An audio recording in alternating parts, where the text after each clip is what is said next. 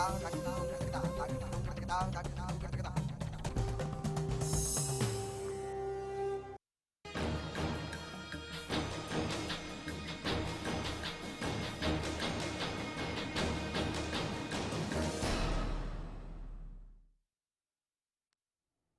स्वागत है आपका हरियाणा न्यूज में। आप देख रहे हैं बड़ी खबर, आपके साथ मैं हूं भुवन शर्मा। बड़ी खबर में हम बात करेंगे उस तकरार की जो रोडवेज यूनियन और सरकार के बीच है। ये तकरार नई नीति को लेकर है और रोडवेज यूनियन के लोग यही कह रहे हैं कि हम कामकाज को ठप कर देंगे, हम नहीं मानेंगे।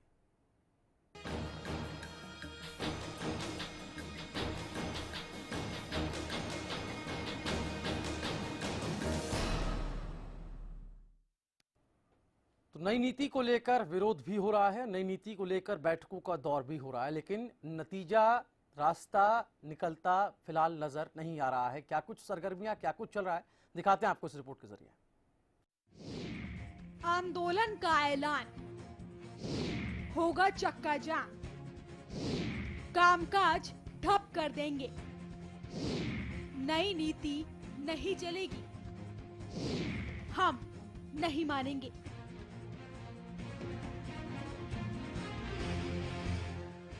सूबे में परिवहन की नई नीति के खिलाफ आंदोलन की गूंज तेज हो गई है। रोडवेज कर्मचारियों ने निजी बसों की एंट्री के विरोध में चक्का जाम करने का ऐलान किया है। चंडीगढ़ में परिवहन मंत्री कृष्णलाल पंवार और रोडवेज यूनियन के बीच हुई वार्ता में रोडवेज कर्मचारियों ने परिवहन की नई पॉलिसी का खुले तौर पर विरोध किया।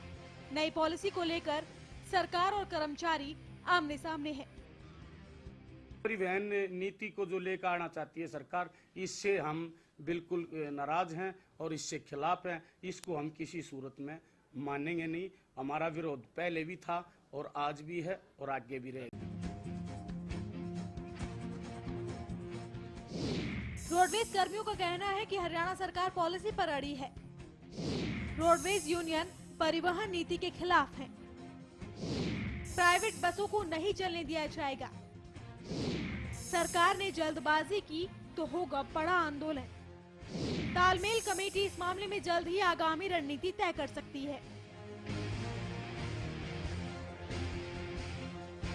इधर परिवहन मंत्री कृष्ण पंवार ने रोडवेज कर्मियों की सभी मांगों पर सहमति जताने की बात तो कही। इसके साथ ही ये भी कह दिया कि सूबे की सड़कों पर हर हाल में प्राइवेट बसें दौड़ेंगी। सरकार नई पॉलिसी में बदलाव नहीं करेगी।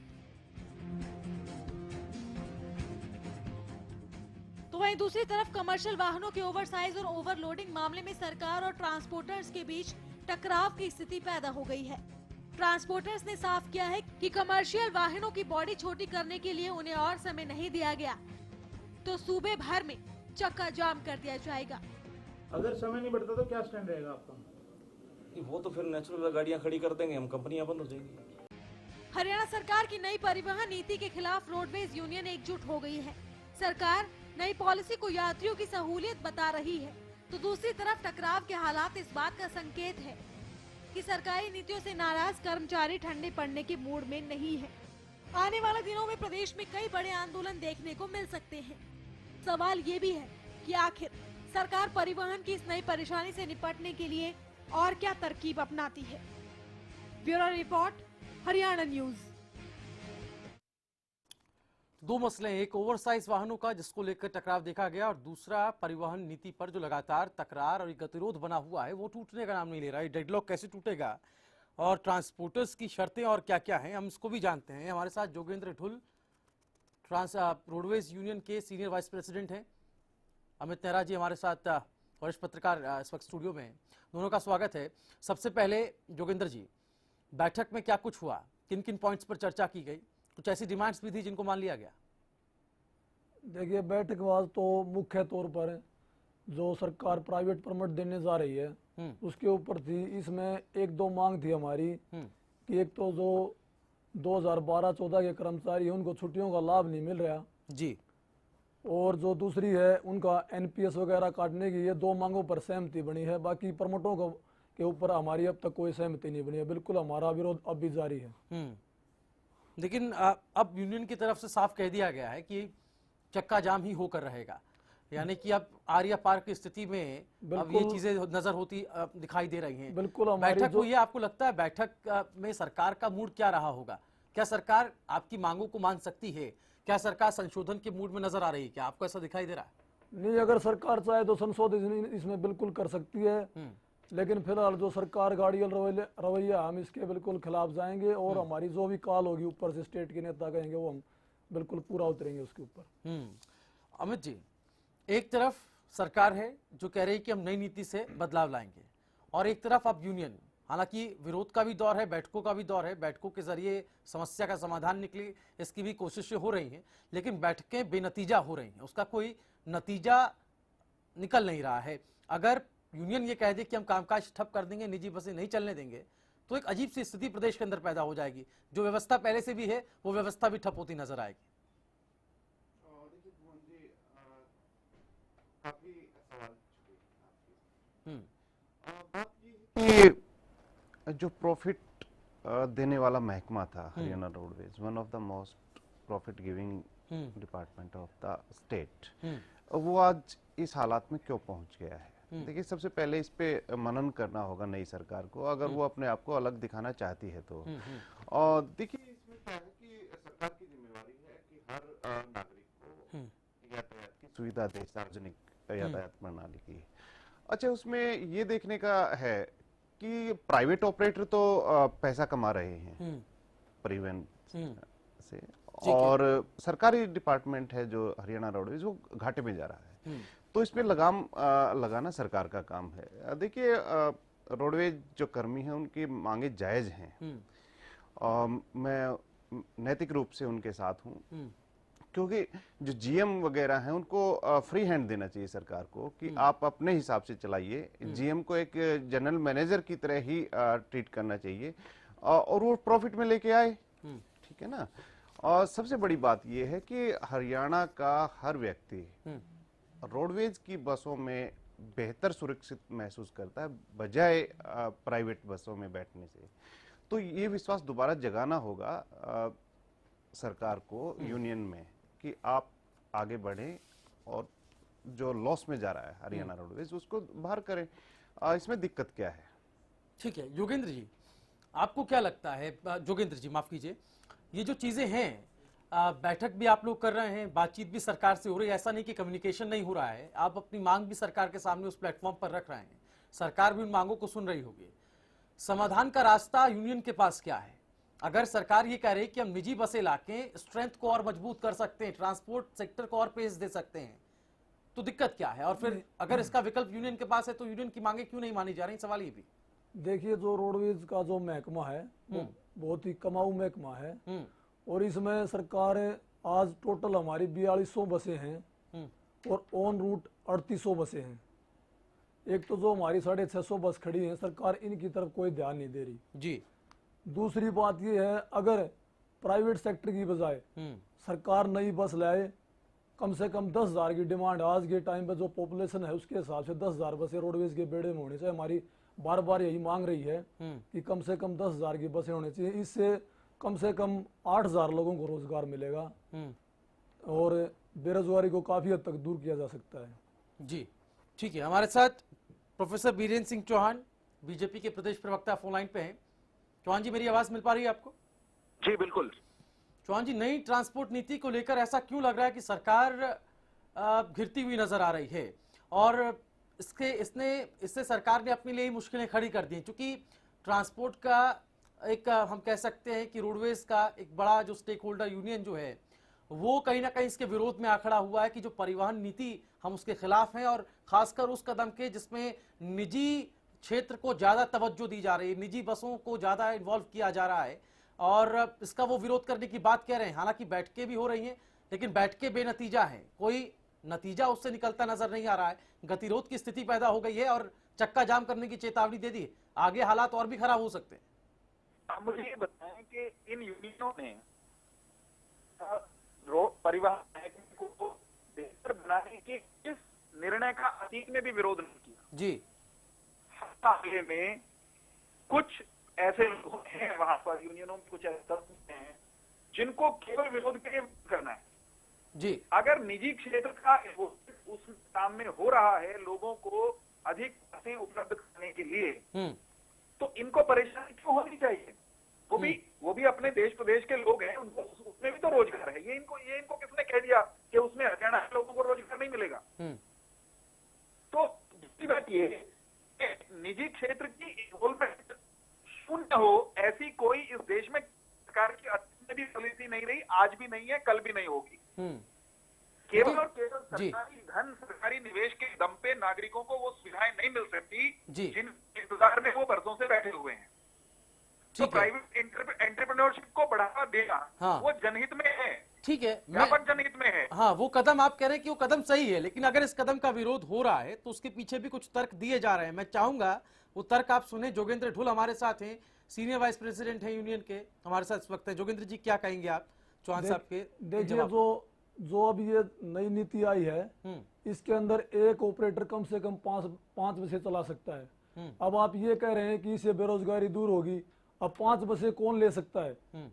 जो सक्षम आदमी है, संपन्न आदमी है, वही बसें ले सकता है। तो इससे बेरोजगारी कहाँ दूर होगी? उससे जो पूंजीपति है बल्कि उनका और फायदा होगा। और आप देखते हैं कि प्राइवेट सेक्टर में जो बसों के ऊपर है 1200, 1400, 2000 में कर्मचारी काम करते हैं, उनका दोगुना शोषण किया जाता है। इससे बेरोजगारी कहाँ दूर होती है? इससे तो बल्कि बेरोजगारी को और बढ़ावा मिलेगा।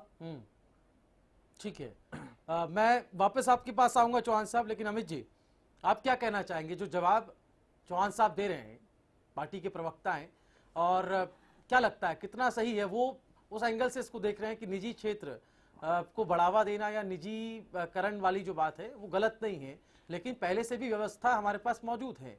जब वो व्यवस्था है तो फिर दूसरी व्यवस्था खड़ी करने की क्या बात है? ये एक पॉइंट उठना चाहिए मेरे ख्याल में। देखिए भुवन जी, हमें और वीरेंद्र चौहान को फ्लैशबैक में चलना चाहिए। 1993 का जो साल था वो टर्निंग पॉइंट था हरियाणा रोडवेज के उसमें।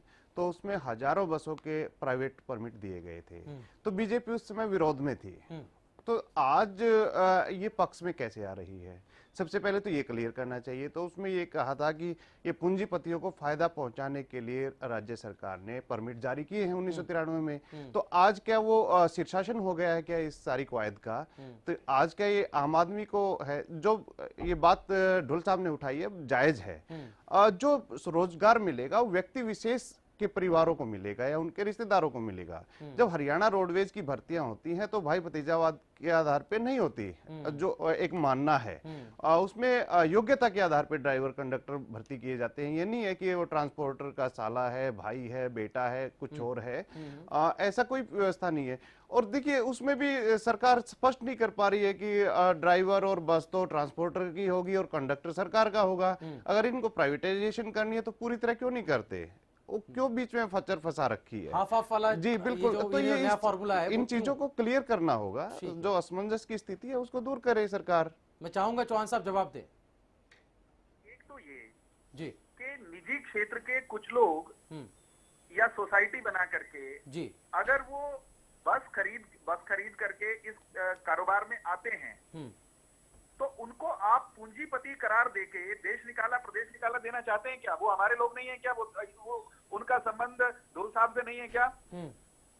क्या इस देश में किसी के पास अगर पूंजी है या जो व्यवस्थाएं सरकार के स्तर पर हैं उनका लाभ लेकर के लोगों को रोजगार देने की कोई व्यवस्था हो रही है तो वो अपराध नहीं है।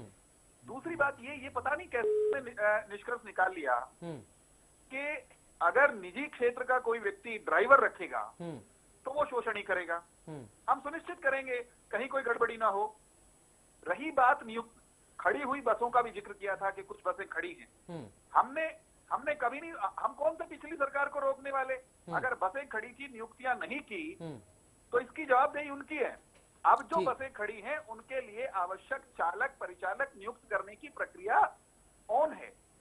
वो नियुक्त होंगे, जल्दी वो सड़क पर आ जाएंगी। परंतु केवल और केवल सरकार के भरोसे आम हरियाणवी को वो सारी सुविधाएं देना शायद इतना सरल नहीं है। बात लंबी खिंच जाएगी, अब तक खिंची हुई है। हाँ, चलिए चौहान साहब बने रहिए हमारे साथ। आप, मैं एक छोटे से ब्रेक के लिए यहाँ रुक रहा हूँ, वापस लौटूंगा, आपकी बात को हम पूरा सुनेंगे।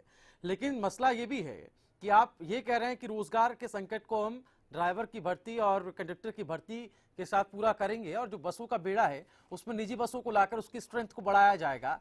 एक तर्क आप दे रहे हैं, इस तर्क पर हम बहस जारी रखेंगे और ब्रेक के उस पार जब हम आएंगे तो बात ओवरलोडिंग, जो ओवरलोडेड वाहन है उस पर भी होगी। उसको लेकर के भी एक बैठक हुई और 1 महीने का वक्त सिर्फ अब बचा, लेकिन असमर्थता वहां पर जाहिर की है यूनियन ने। क्या कुछ कहना है वो भी बताएंगे आपको। एक छोटा सा ब्रेक ले रहे हैं, जल्द होंगे हाजिर।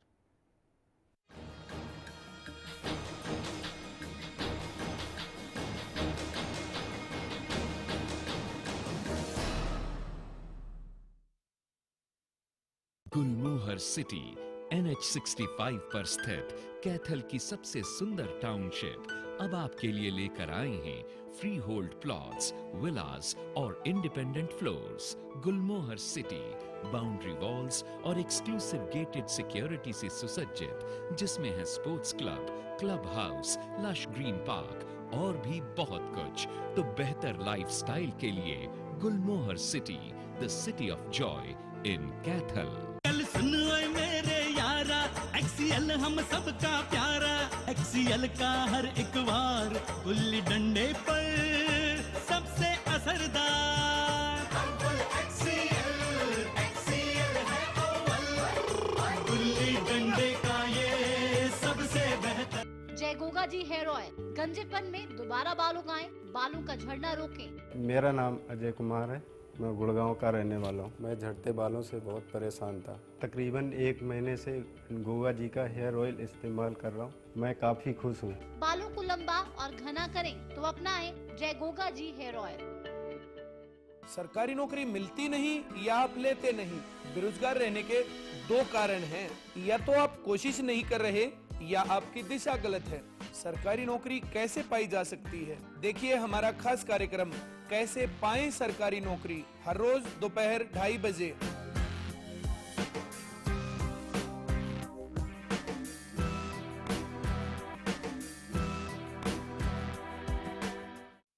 हरियाणा फ्रेश शुद्ध घी का नाम बड़ा, शुद्धता की कसौटी पर खरा, घर के घी जैसा स्वाद मन भाए, जो भी खाए तंदुरुस्ती पाए।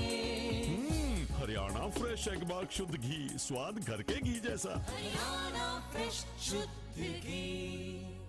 कल सुन ओए मेरे यारा, XCL हम सबका प्यारा, XCL का हर एक वार गुल्ली डंडे पर सबसे असरदार।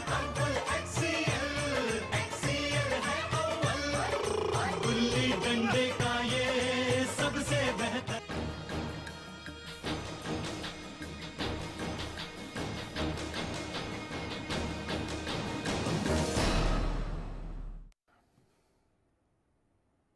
और ब्रेक के बाद एक बार फिर आपका स्वागत है। बड़ी खबर में हम बात कर रहे हैं नई परिवहन नीति को लेकर उठे गतिरोध की। जो टकराव की अब स्थिति बनी हुई है उसमें यूनियन ने साफ कह दिया है कि हम निजीकरण के खिलाफ हैं और जिस तरह की एक नई पॉलिसी सरकार लेकर आई ट्रांसपोर्ट की, उसको हम बिल्कुल बर्दाश्त नहीं करेंगे। कामकाज ठप कर देंगे, नई नीति को नहीं लागू होने देंगे, या फिर जो नई बसें, जो निजी बसें जिनकी बात की जा रही है उनको नहीं चलने दिया जाएगा। एक हम कह सकते हैं कि मामले को लेकर गंभीरता इस हिसाब से भी नजर आ रही है।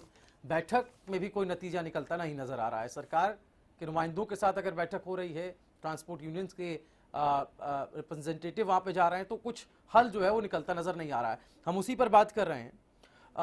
अमित जी, जो पॉइंट वीरेंद्र सिंह चौहान ने उठाए, इन पॉइंट्स में वो ये कह रहे हैं कि ऐसा कहकर आप निजीकरण का विरोध कर रहे हैं या फिर निजीकरण के आप खिलाफ हैं, तो आप रोजगार के भी खिलाफ हैं। हमने वायदा रोजगार देने का भी किया है।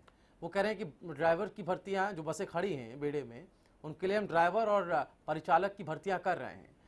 लेकिन अगर हम पीछे जाते हैं, इतिहास में जाते हैं और परमिट की बात करते हैं, जब उसका निजी परमिटों के विरोध के स्वर उठने शुरू हुए थे, तब हमारे सामने क्या सीन नजर आता है? देखिए, वीरेंद्र सिंह चौहान की बातें खुद ही विरोधाभास पैदा करती हैं। एक तरफ तो वो निजी क्षेत्र के हिमायती हैं, दूसरी तरफ रोजगार देने का भी वायदा करते हैं, भरोसा देते हैं। मैं आपको बताता हूं कि जो डीजल इंजन हैं, डीजल बसें हैं, उनकी लाइफ NCR में कर दी है 10 साल। ठीक है। और जो रोडवेज की जो बसें हैं, उनकी लाइफ 7.5 और 7 साल के आसपास रहती है। ठीक क्यों है। ढुल साहब? तो ये एक बस का पीरियड है, टाइम पीरियड है। देखिए उसमें वो बसें खड़ी हैं, 600 650 बसें चालक परिचालकों के अभाव में खड़ी हैं। अगर ये निजीकरण की इतनी हिमायती हैं तो तुरंत आप कॉन्ट्रैक्ट पे भर्ती क्यों नहीं करते? देखिए जो एसएससी की जो प्रक्रिया है, भर्ती प्रक्रिया, वो बड़ी लंबी होती है और कोर्ट कचहरियों से होती हुई आती है। उसमें 1.5 से 2 साल तक लग जाता है भर्ती होने में। तो क्या वो बसें अभी खड़ी होंगी? और उसमें भी पेंच हैं। अभी देखिए 650 बसें तो खड़ी हैं चालक परिचालक के अभाव में, और 800 नई बसों के आदेश जारी किए हैं, जिसमें 300 तो अभी आ जाएंगी रोड्स पे बस। तो टोटल 1000-1200 ड्राइवरों की जरूरत तुरंत है। और इन्होंने जो भेजा है प्रस्ताव वो 725 नियुक्तियों का ऑर्डर दिया है। ठीक है। और साथ साथ और भी बसें आएंगी, तो ये कमी बनी रहेगी। आप क्यों नहीं 1,500-2 हजार आदमियों की भर्ती के आदेश जारी करते? इस पे क्लियर करें इस पे सरकार। जवाब ले लेते हैं पहले। चौहान साहब, कि मेरा ये कहना है कि अगर कुछ बसें लंबे समय से वो खड़ी हैं जी वर्कशॉप्स में, नई खरीदी हुई, तो उसका दायित्व आप हम पर मत डालिए। हमने नहीं, अब तो आपका दायित्व है, पिछले भूल जाइए। चौहान साहब, अब तो जिम्मेदारी मुझे मेरी बात तो कहने दीजिए। हाँ बताएं। हम उस प्रक्रिया को पूरा करके ऐसी हर बस को जो रोडवेज की है उसको बेहतरीन व्यवस्था के तहत सड़क पर आएंगे। परंतु एक सच्चाई ये है कि वो बसें आने के बावजूद भी आम हरियाणवी की जरूरत पूरी नहीं होती। मैं करनाल जिले में थोड़ा ज्यादा सक्रिय रहता हूँ, असंध क्षेत्र में ज्यादा सक्रिय रहता हूँ। हर गांव तक हम बस नहीं पहुंचा पाते हैं, और जहां बस जाती है वहां भी 50-50 लोग, 50-50 नौजवान वो छत पर बैठ करके ट्रेवल करने के लिए मजबूर हैं। सरकार के पास उतने संसाधन नहीं है कि तुरंत उनको इतनी बसें खरीद ले, इतनी नियुक्तियां कर लें। फिर पब्लिक प्राइवेट पार्टनरशिप में कहीं कोई न देश का कानून टूटता है न कोई अपराध होता है। हम आम हरियाणवी के हित में निर्णय ले रहे हैं और जल्द से जल्द इस संकट से आम हरियाणवी को मुक्त कराना चाहते हैं कि उसको पब्लिक ट्रांसपोर्ट में ये स्थिति ना हो कि मेरे गांव तक साफ बस ही नहीं आती है। चौहान साहब, एक रेशियो की बात भी हो रही है, बसों की संख्या बढ़ रही है, ड्राइवर और एक सवाल है बीच में। आप ये कह रहे हैं कि ड्राइवर कंडक्टर भर्ती करने के लिए पैसे नहीं हैं। मेरे ख्याल से ढुल साहब कितने निजी बसें आएंगी? अभी 3000 बस की 3000 बसें आएंगी, जिसमें ड्राइवर उसका होगा और कंडक्टर सरकार का होगा। तो इसमें जो नई भर्तियां कंडक्टर के लिए 3000 आपने मांगे ही नहीं, ये कहां से लेके आएंगे? प्रक्रिया में नई नीति आई है, उस नीति के तहत जब हमने कहा है कि कंडक्टर देंगे तो देंगे साहब, ऐसा थोड़ी हो सकता है कि वो कंडक्टरों की भर्ती ना हो। नहीं, लेकिन वो नोटिफिकेशन में होना कि कुछ लोग केवल विरोध करने के लिए विरोध कर रहे हैं। नहीं सर, वो नोटिफिकेशन में होना 725 का डेटा दिया जा रहा है सर। इसमें पहले जो बसें खड़ी हैं उनको तो चला लें। जनहित को ताक पे रखकर नहीं सर करने के लिए विरोध करना है। नहीं, डेटा अगर फैक्ट्स अगर सामने हैं, फैक्ट्स अगर सामने, जोगेंद्र जी कुछ कहना चाह रहे थे। अगर वास्तव में जेन्युइन है, देखिए ठीक है, लेकिन अगर केवल कोई चौहान साहब करने के लिए, चौहान साहब आपसे एक और सवाल है। जोगेंद्र जी हमारे साथ हैं, वो कुछ पूछना चाह रहे हैं आपसे इसी मसले पर। देखिए 4 महीने पहले 725 ड्राइवरों की भर्ती निकाली थी, 4 महीने हो गए, आज तक फैसला नहीं हो पाया कि कौन से लाइसेंस के वो ड्राइवर भर्ती किए जाएंगे। ठीक है, आउटसोर्सिंग पे भी इतनी जल्दी इतनी देर हो रही है, तो रेगुलर भर्ती में कितना टाइम लगेगा? उसकी प्रोसेस पर भी सवाल उठ रहा है। प्रोसेस के ऊपर कोई जो एक लंबी प्रक्रिया है, उसको आप कैसे, उसका भी कोई तोड़ निकाला है कि उसके लिए कोई विरोध के लिए विरोध नहीं है, ये प्रश्न है। जो प्रक्रियागत ढिलाइयां हैं सिस्टम में, हमारा फोकस है धीरे धीरे करके दूर करेंगे। डीसी रेट पे कौन मना करता है सरकार को? चलिए चौहान साहब, बहुत शुक्रिया, आप जुड़े हमारे साथ, वक्त की कमी है। अमित जी आपका भी, जोगेंद्र जी आपका भी हमारे साथ जुड़ने के लिए बहुत शुक्रिया। तो नीति से नाराज हैं यूनियन के लोग और चक्का जाम की चेतावनी जो है वो सरकार को दे दी गई है। बैठक बेनतीजा होने के बाद जब उनकी मांगों पर गौर नहीं किया, उनका कहना है कि वो निजीकरण के खिलाफ है। इस बीच एक बड़ी खबर का हम रुख कर रहे हैं। बड़ी खबर सोनीपत से है कि अपना अजय यादव के बयान पर हुड्डा ने पलटवार किया है। कुछ लोग दिन में सपने देखते हैं, ये तंज कसा है भूपेंद्र सिंह हुड्डा ने उस वार के बाद जिसमें कैप्टन अजय यादव ने भूपेंद्र सिंह हुड्डा के लिए कहा था कि उन्होंने विधायकों की खरीद फरोख्त की।